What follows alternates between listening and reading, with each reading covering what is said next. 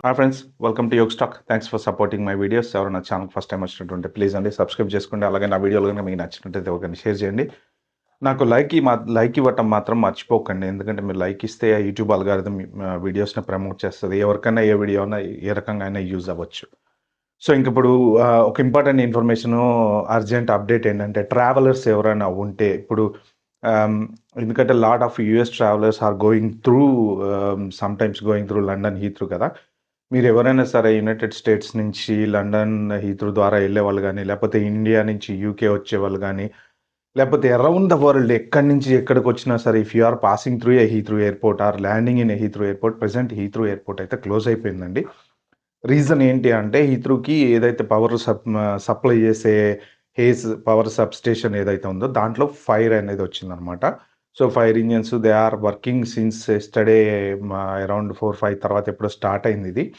అప్పటినుంచి present ఎయిర్‌పోర్ట్‌కైతే already మన ఎయిర్‌లోనే దగ్గర దగ్గర ఒక 100, 200 ఫ్లైట్స్ ల్యాండ్ అయ్యే ఫ్లైట్స్‌ని రిటర్న్ పంపించేశారు.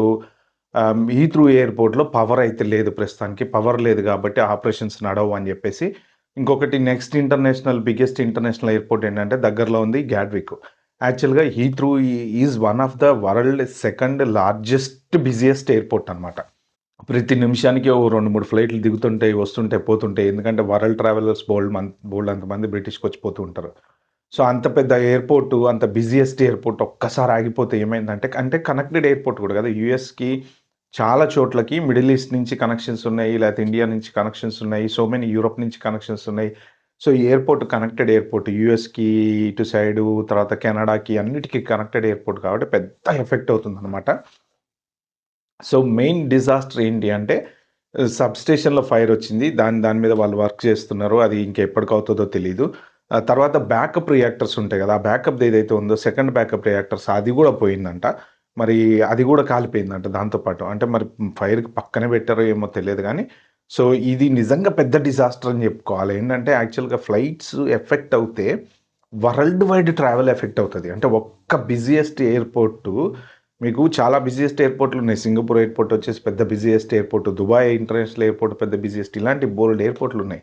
ఒక్క చిన్న డిస్టర్బెన్స్ ఎయిర్‌పోర్ట్‌లో వచ్చిందంటే ఆహ్, రీసెంట్‌గా మనం చూసాం. ఏదో మన మైక్రోసాఫ్ట్ బగ్ వచ్చింది. మొత్తం అప్పుడు చాలా ఫ్లైట్‌లు చాలా చోట్ల వరల్డ్ వైడ్ ఎఫెక్ట్ అయినాయి. సో, ఇది ఒక్క ఎయిర్‌పోర్ట్ అని కాదు.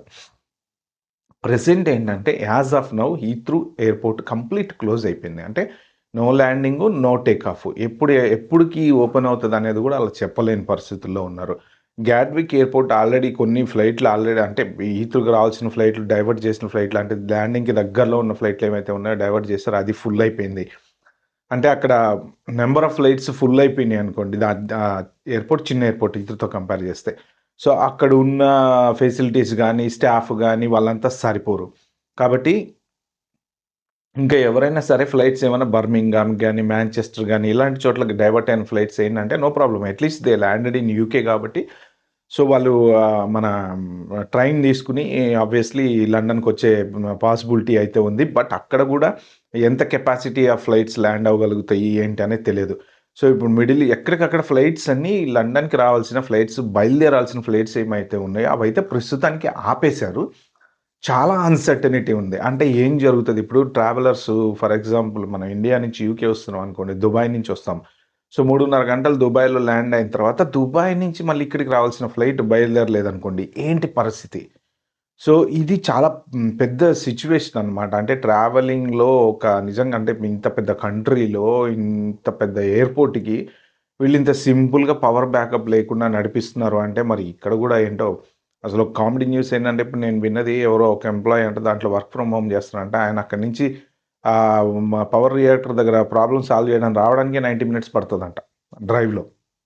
అంటే అసలు ఇవన్నీ వినడానికి వింతగా ఉన్నాయి గానీ ఓకే. అది వాళ్ళైతే ఇంకా స్టిల్ వర్క్ చేస్తున్నారు. ఎయిర్‌పోర్ట్ అయితే మాత్రం క్లోజ్డ్ ఉంది. మీరెవరైనా సరే ట్రావెల్ చేసే వాళ్ళెవరైనా ఉంటే ఒకవేళ జనరల్‌గా ఏంటంటే మనం గూడా న్యూస్ ఫాలో గాము. ఇది నిన్న నైట్ ఎప్పుడో స్టార్ట్ అయింది. నేను గూడా మార్నింగ్ లేచేటప్పటికి బీబీసీ చూస్తే టక్కన హీత్రూ ఎయిర్‌పోర్ట్ క్లోజ్డ్ అనొచ్చింది. సో, ఏంటంటే చాలామంది న్యూస్ ఫాలో అవ్వరు. అంటే మనం రెగ్యులర్ రొటీన్‌లో ఎక్స్‌పెక్ట్ చేయం గదా!